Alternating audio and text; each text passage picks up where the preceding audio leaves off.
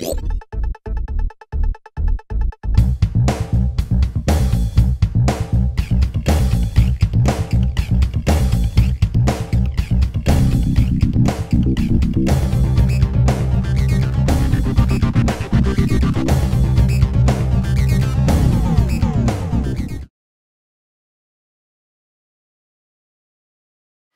up, y'all? Episode 40. We're back in Tamriel, and the dragons are here. In Skyrim. The land of the Nords. So Skyrim, it's like divided into like a bunch of different places, and it's ruled over by Jarls, which are kings. And then those guys follow a high king, but he got his butt killed by a yell. This dude yelled in his face, and he died. Sounds crazy? Play the game. Yeah. You basically can suck in the souls of dragons and scream out shouts that can burn people alive to slow down time, or make you a super fast weapon wielder. Right. All the races are back. You got Khajiits, cat people, orc dudes, 3 different types of elves: wood, high, and dark. And the high elves are not marijuana smokers; they're like tall. Yeah. Bretons, which are like little magic people. They're like all the short humans. Nords, the big burly humans, and then the red guards. African Tamrielians. And I said Argonians, right? I think maybe you might have missed that. Lizard folk, orc. Maybe that's, I don't know if I remember. Okay. Yeah, you said orc, yeah. I believe that's all of them. Anyway. A lot to choose from. Yeah, the game doesn't go, what are you? Are you a thief? Are you a mage? Or are you a fighter? They took a lot of stuff away from this game, which actually made it better. Yeah. Firstly, that's one of them. You kind of just act the way you want to act, and it starts leveling up the stuff you want to level up, and the more you use it, the better it gets. Pretty much at the beginning of the game, when you choose your class of who, like what race you're gonna be, that's gonna support how you play. That's the only thing. It's like if you want to be a sneaker, obviously read the descriptions and see which characters. Right, orcs aren't good sneakies because they're better brawlers. So all your abilities start at either 15 or 20. And that's what it's at. So the 20s are going to be whatever your race is. Yeah, it gives you a good baseline. There you go.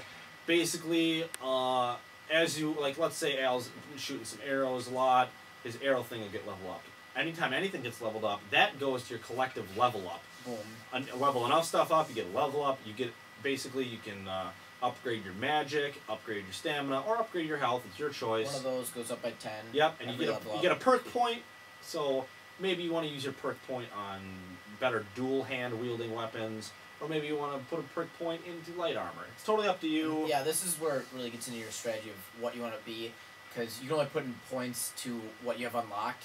So if I have 200 weapons leveled up to 50 already, you know, there's a bunch of points I can put in there, and then it gets to the point where it's like, no, you have to have this maxed out. But you were just watching, probably thinking, enough of the stats. Well, you guys said dual wielding what? Yeah, in this one you can equip stuff to your left hand or right hand. So I've been carrying right now 2 maces. I've seen Al running around with 2 fire spells and shooting double flamethrowers out of his hands. Yeah. Or you can mix them up. Shield mace. Mace and a fireball. Mace and a fireball. You can mix and match. You want to double heal yourself while you're running away from a dragon like a sissy? It's totally up to you. Yeah, you can do whatever. Game's beautiful. One of the best things they did to this is there's no more upgrading, or there's no more fixing armor and weapons. There's no durability crap. That's gone. You don't have to worry about it. Yeah. But the amount of stuff you can do, you can gather up potatoes and make yourself some potato stew. You can chop some wood and sell the wood. You can mine ore, then smelt the ore into ingots, and then use that and blacksmith it into armor. And the leathers from the animals you killed, you pick some flowers and make it into a freaking poison. Whatever you want, you can do it. Hey man, did you find a ring? Is it enchanted? Well, break that enchantment down. Go steal some souls, stick them in some gems, craft some more items, and then enchant those into whatever you want. It'll be great. It'll be grand and it'll be wonderful. This game still has the great thing where, I mean, there's parts of Skyrim that are just lush forests, parts of Skyrim that are very watery, very up north. Mountain regions are snowing, you can barely see. Yeah, it'll rain, so the sun will come out, beautiful glens. But every once in a while, you'd be attacked by bandits, you'd be attacked by a bear, a saber-toothed cat. Wolves. Yeah, you never know. And you definitely never know when you walk into a freaking cave. There's so many caves and tunnels in this game. Those range from freaking, I walk in and there's a cave bear. And it's one room. To I walk in and there's like these cave people called Falmers, and they're blind, and you gotta fight through their villages. And then you find out that their cave dies into a dwarven ruin that goes on for like 1,000 years. And then you have to fight a gigantic dwarven golem automation. You're like, oh my god. And then it pops out and you're 2 miles away from where you started. And you're right when you're like, geez, man, I gotta make it back to town. A dragon flies overhead. So the game, there's so much to do.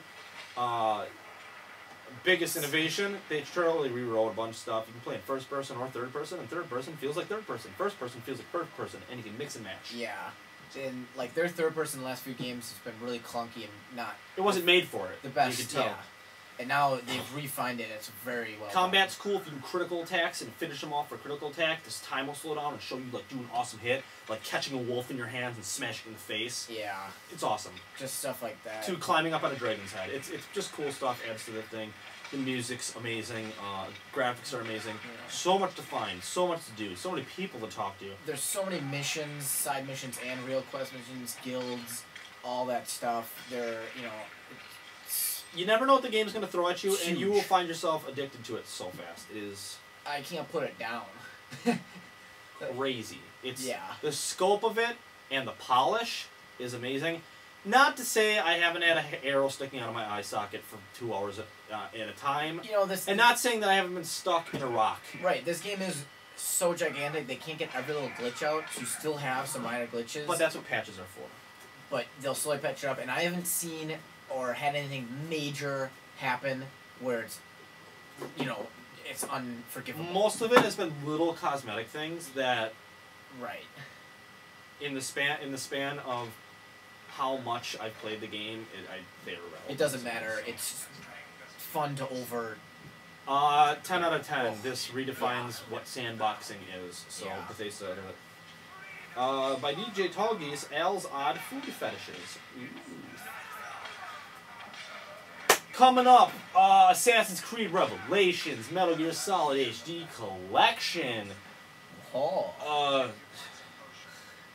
GoldenEye Reloaded. This is a bunch of stuff. Assassin's Creed. I said Assassin's Creed Revelations. That's the first thing I said. I was in my own little Underneath. world. I was in Food World. Food. Sorry. He's thinking about I some heard burgers. that. We went to IHOP.